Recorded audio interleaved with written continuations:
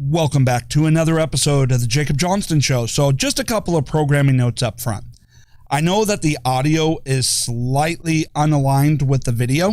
I am trying to track down exactly what that problem is, whether it's a loose connection or an update that I need to do. So just bear with me on here. It's a problem that has developed after I've done some upgrades to my studio and basically built a big vocal isolation booth in order to improve the sound quality and making it big enough to do videos. Speaking of which, ever since I did that, I've been having some problems trying to figure out the right lighting, which is why this green screen isn't really working out so well. Now, I've been trying to debate whether or not to try and figure out how to improve the lighting for that, or whether to just ditch the green screen altogether. I haven't decided, so you'll just bear with me here. Okay, so time to get into this episode. So apparently a survey has come out from Axios comparing people's view of capitalism versus socialism, and they're finding out that socialism is on the rise, that socialism favorability is increasing, particularly among the younger generation. And this is what happens when you've abandoned education in favor of indoctrination, is that you have generations now being raised who don't have any idea what capitalism actually is and have no idea what socialism actually is, or more importantly, what the results have been of socialism versus capitalism, and instead have been told capitalism bad despite all of the evidence to the contrary, and that socialism is great despite all the evidence to the contrary. And here's how some of the leftists are trying to spin this recent poll. We just got another little glimpse of how the pandemic has accelerated a shift in our attitudes about one of the bedrock assumptions that have ruled our politics over the past 60 years, let's say at least, that capitalism is good and socialism is evil, and that's all you need to know. Take a look at this poll here from Axios. So over the last 2 years, positive sentiments towards socialism jumped up while more people soured on capitalism. Most of that shift happened among younger Americans, which makes some sense since this is a group that has been routinely screwed over by capitalism and also has had less Cold War propaganda drummed into them relentlessly throughout their lifetimes. So the left is trying to go out there, as you can see in that clip, trying to say, hey, you know what? Socialism is great. And the pandemic has exposed that socialism is great. I mean, after all, we had the pandemic, people were on lockdown, the government was spending money left and right, on coronavirus relief, sending direct payments to the people, everything was great, so therefore socialism is great, except for it's not great. We are now feeling the effects of all of that spending. We are feeling the effects of, massive inflation that is going on. We have seen inflation jump more in the past few months than what we had seen in the past few decades. The inflation hasn't been this bad since, the very early 90s, when big government spending started getting out of control. I mean, yes, when you go through and you want to take a look at spending, when the government first initially spends massive amount of money, you don't feel the effects right away.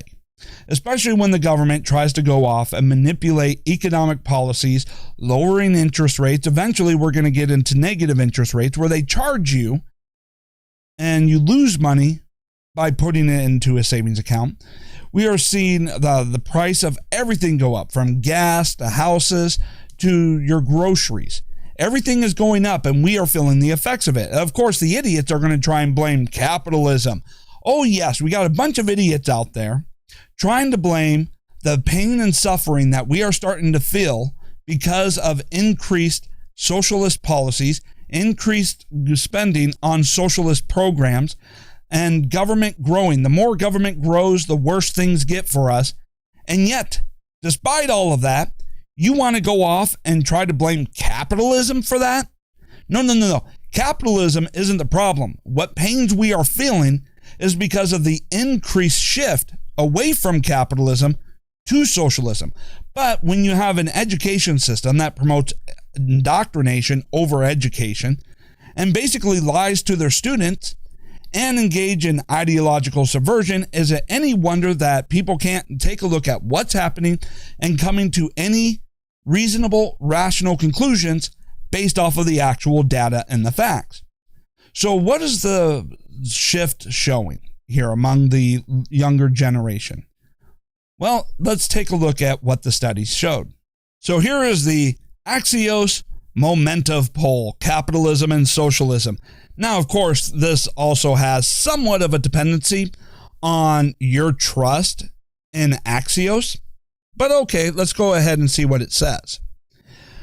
Out of all adults, 31% said they strongly disapprove of the way President Joe Biden is handling his job as president, while 27% strongly approve.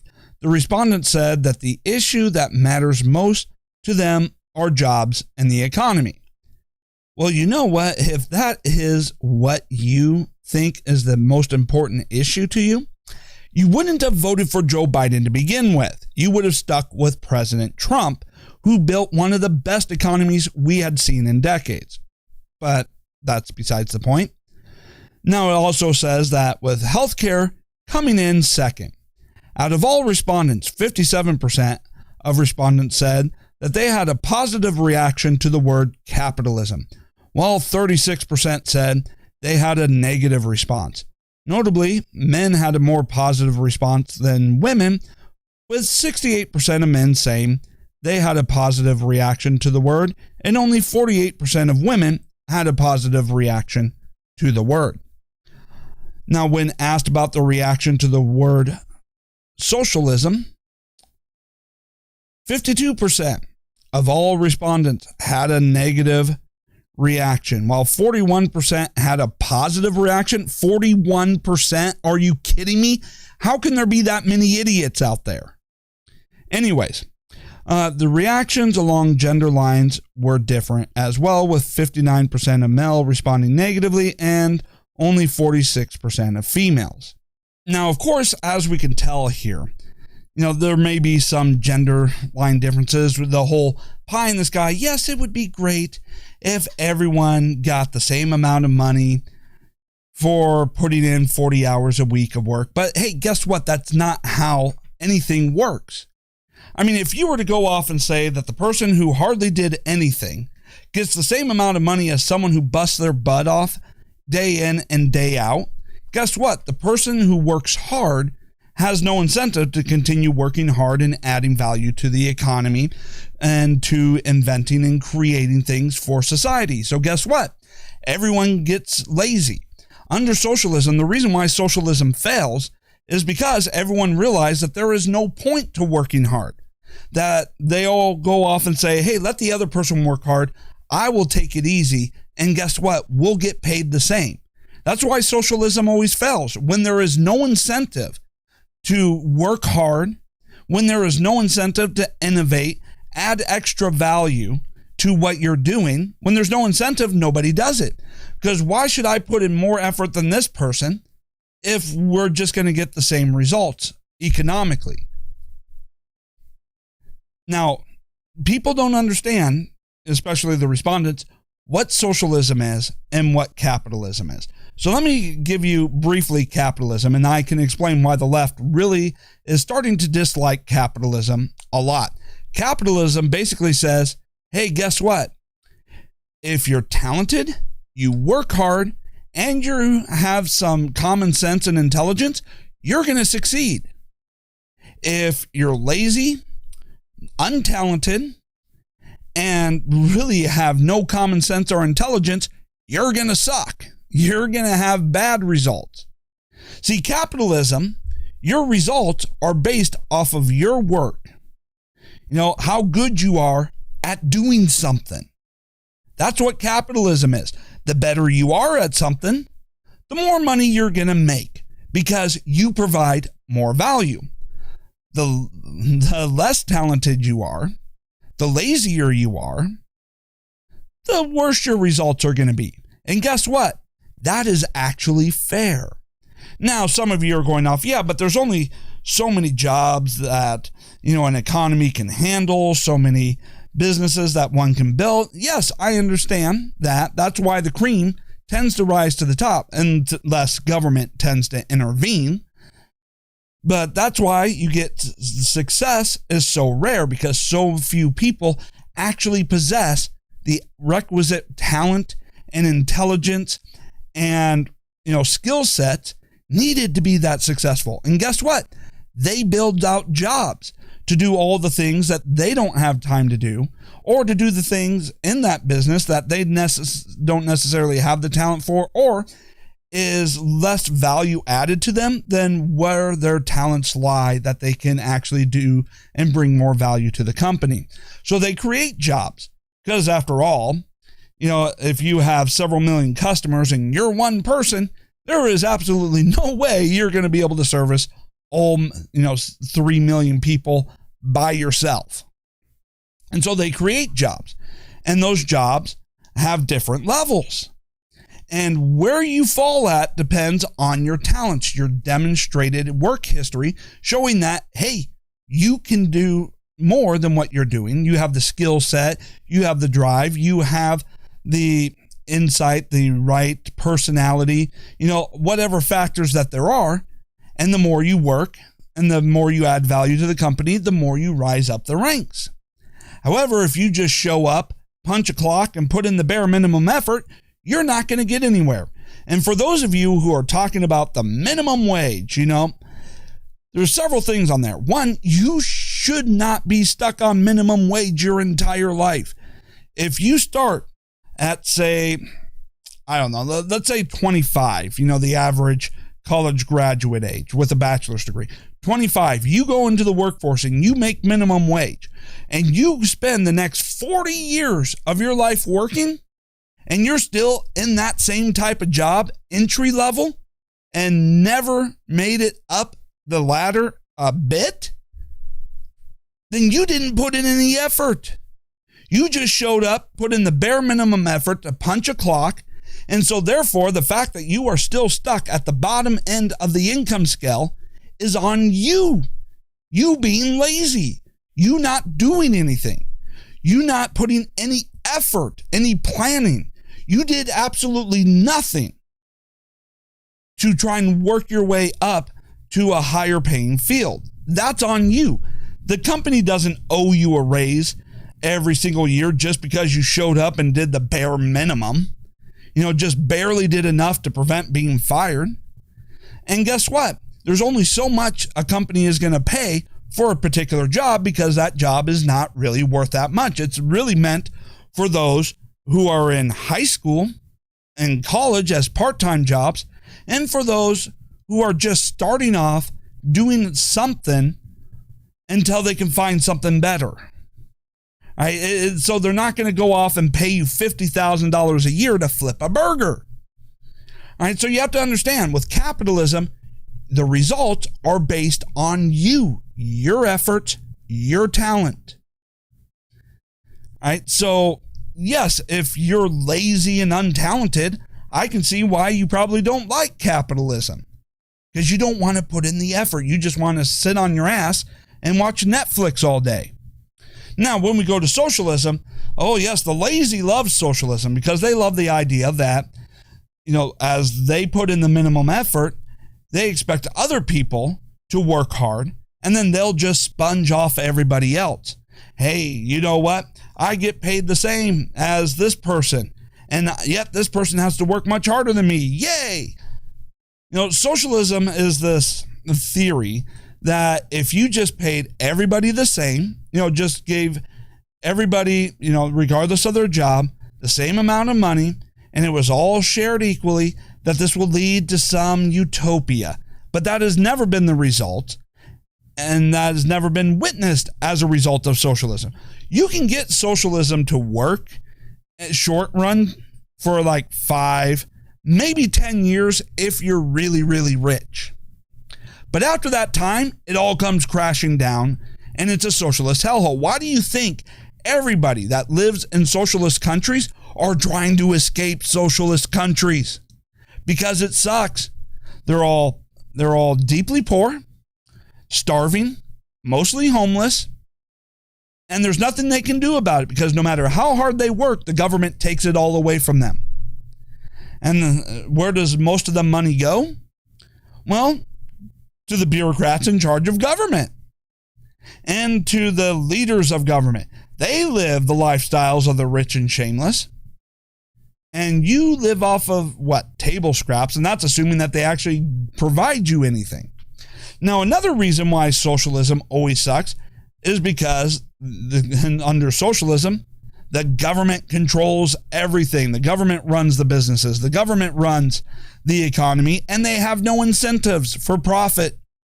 There is no profit incentive. So there's no incentive for innovation.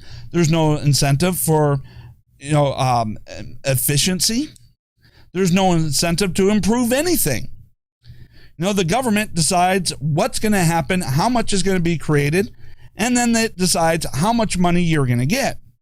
So as they go through there, everything falls to crap because it's ran by a bunch of people who have no idea what the hell they're doing, that are trying to engage in, policy initiatives designed to only enrich themselves at the expense of the people.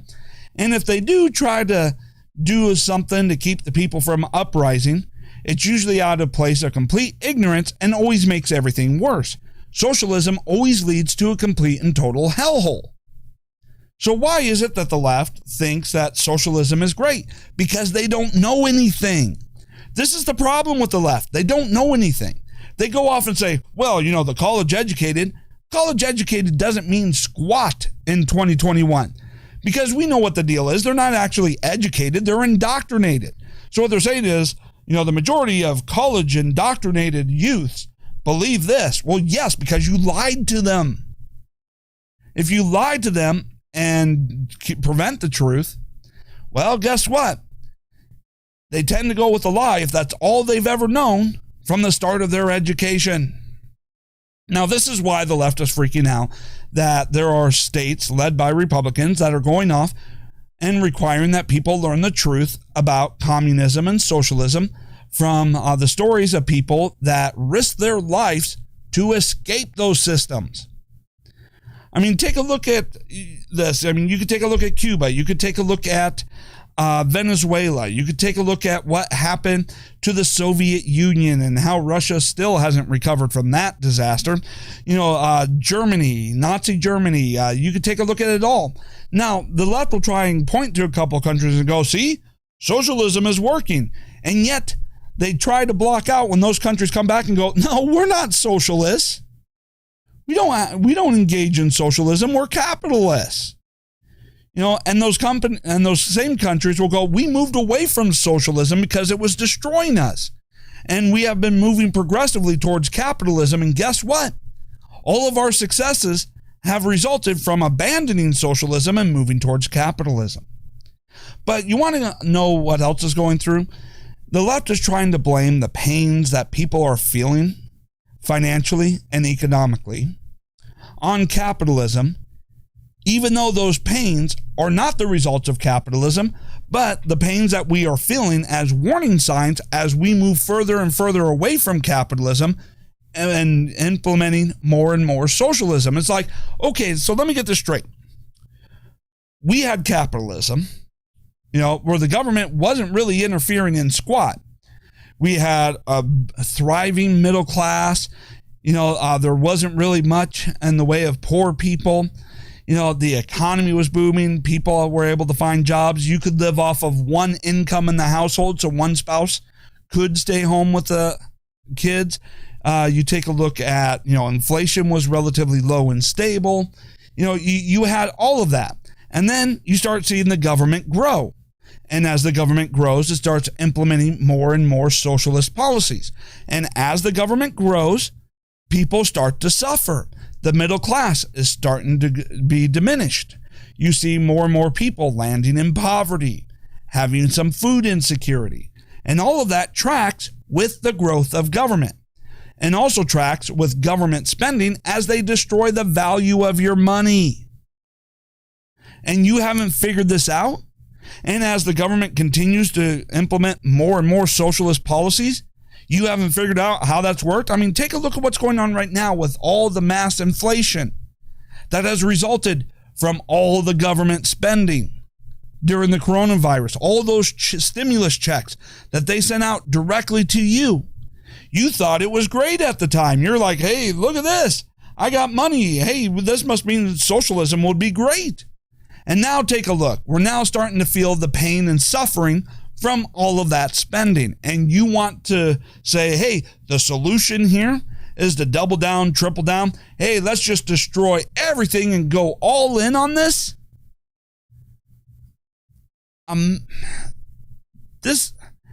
Where are we going to go from here? When you got a bunch of people coming out of school, patting themselves on the back, thinking that they're educated when they've been lied to throughout their entire education. Drop the pen.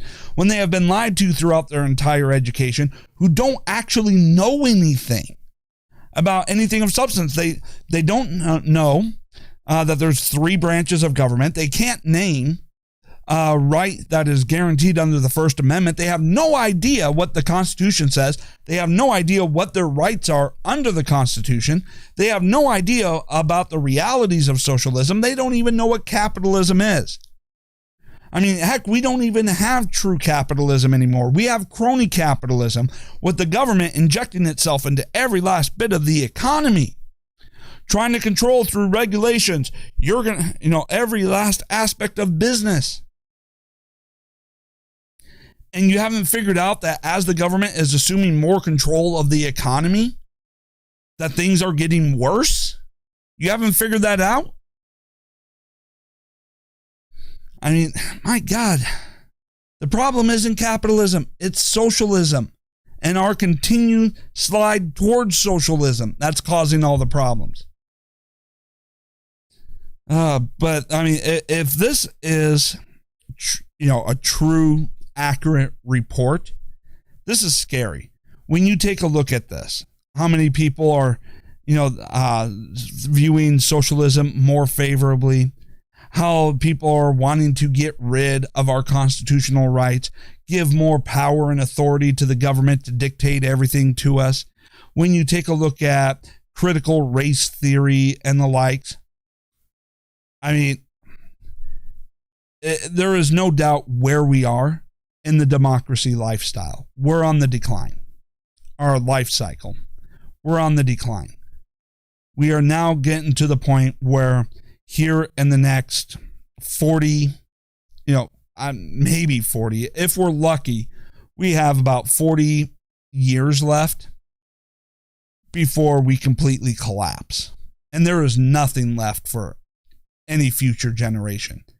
And all the generations that will come after us will look at us and wonder, how could we have been so stupid? How could the left have been so stupid, so moronic, as to engage in all the worst policies, every bad idea that has ever come out in the last 100 years or the last 1,000 years?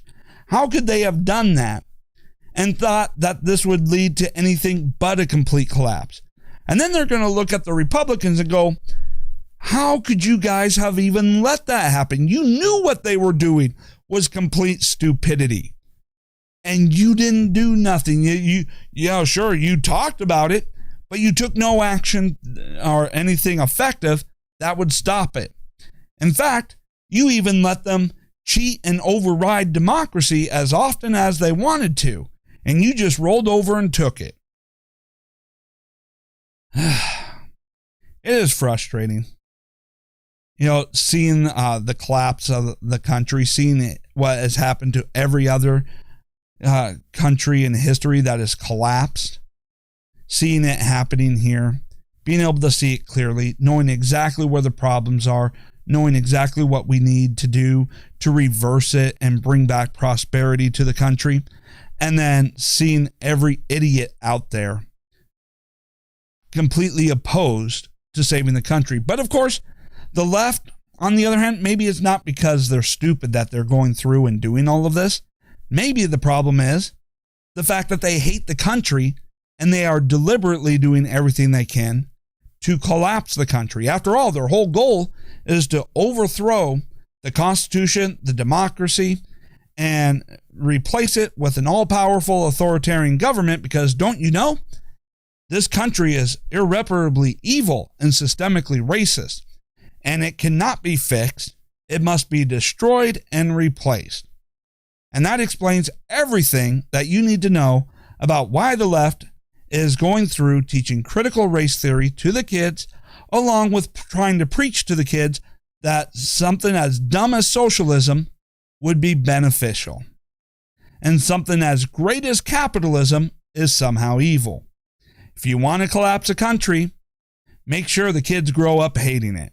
And that's where we get these results in socialism versus capitalism from. It's the left wanting to ensure the destruction of the country. Thank you so much. Don't forget to hit subscribe, smash the thumbs up, leave some comments, share this, and I will be back again soon.